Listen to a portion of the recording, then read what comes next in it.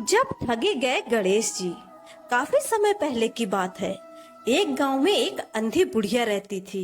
वह गणेश जी की परम भक्त थी। आंखों से भले ही दिखाई नहीं देता था, परंतु वह सुबह शाम गणेश जी की बंदगी में मग्न रहती। नित्य गणेश जी की प्रतिमा के आगे बैठकर उनकी स्तुति करती, भजन गाती, वह समाधि में लीन रहती। गणेश जी बुढ़िया की भक्ति से बड़े प्रसन्न हुए। उन्होंने सोचा, यह बुढ़िया नित्य हमारा स्मरण करती है, परंतु बदले में कभी कुछ नहीं मांगती। भक्ति का फल तो उसे मिलना ही चाहिए। ऐसा सोचकर गणेश जी एक दिन बुढ़िया के सम्मुख प्रकट हुए तथा बोले, माई, तुम हमारी सच्ची भक्त हो।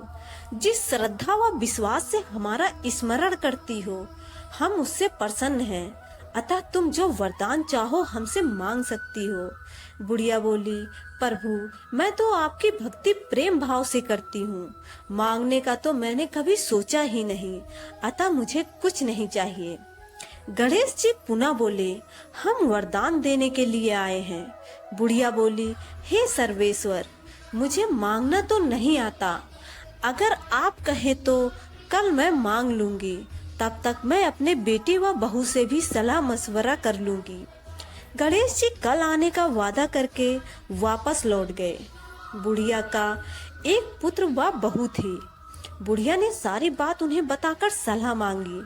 बेटा बोला, माँ, तुम गणेश जी से ढेर सारा पैसा मांग लो, हमारी गरीबी दूर हो जाएगी, सब सुख चैन से रहेंगे। बुढ़िया की बहू बोली, नहीं, आप एक सुंदर पोते का वरदान मांगे, वंश को भी आगे बढ़ाने वाला तो चाहिए। बुढ़िया बेटे और बहू की बातें सुनकर असमंजस में पड़ गई। उसने सोचा, यह दोनों तो अपने अपने मतलब की बातें कर रहे हैं। बुढ़िया ने पड़ोसियों से सलाह लेने का मन बनाया। पड़ोसन भी नेक दिल की थी।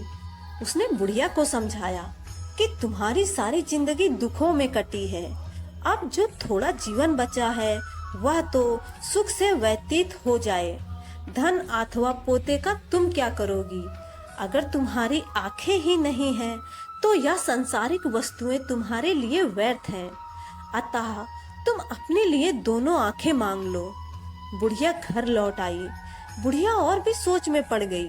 उसने सोचा, कुछ ऐसा मांग लूं जिससे मेरा बहू बेटे सबका भला हो। लेकिन क्या हो सकता है? इसी अधेड़ तुम सारा दिन व्यतीत हो गया। बुढ़िया कभी कुछ मांगने का मन बनाती तो कभी कुछ, परंतु कुछ भी निर्धारित न कर सकी। दूसरे दिन गणेश जी पुनः प्रकट हुए तथा बोले, आप जो भी मांगेंगे वह हमारी कृपा से हो जाएगा, यह हमारा वचन है। गणेश जी के पावन वचन सुनकर बुढ़िया बोली, हे गणराज, यदि आप मुझसे प्रसन्न हैं तो कृपया मुझे मन इच्छित वरदान दीजिए। मैं अपने पोते को सोने के गिलास में दूध पीते हुए देखना चाहती हूँ। बुढ़िया की बातें सुनकर गणेश जी उसकी सादगी व सरलता पर मुस्कुरा दिए। बोले, तुमने तो मुझे ठग ही लिया। मैंने तुम्हें एक वरदान मांगने के लिए बोला था, परंतु तुमने तो एक वरदान में ही सब कुछ मांग लिया। तुमने अपने लिए लंबी उम्र तथा दोनों आंखें मांग ली हैं। बेटे के लिए धन व बहू के लिए पोता भी मांग लिया। पोता होगा, ढेर सारा पैसा होगा, तभी तो वह सोने के गिलास में दूध पिएगा। पोते को देखने के लिए तुम जिंदा रहोगी, तभी तो देख पाओगी। अब देखने के लिए दो आंखें भी देनी पड़ेगी। फिर भी वह बोले, जो तुमने मांगा है वे सब सत्य होगा। यूं कहकर गणेश जी अंतर ध्यान हो गए। कुछ समय पाकर गणेश जी की कृपा से बुढ़िया के घर पोता हुआ। बेटे का कारोबार चल पड़ा। बुढ़िया की आंखों की रोशनी वापस लौट आई। बुढ़िया अपने परिवार सहित सुख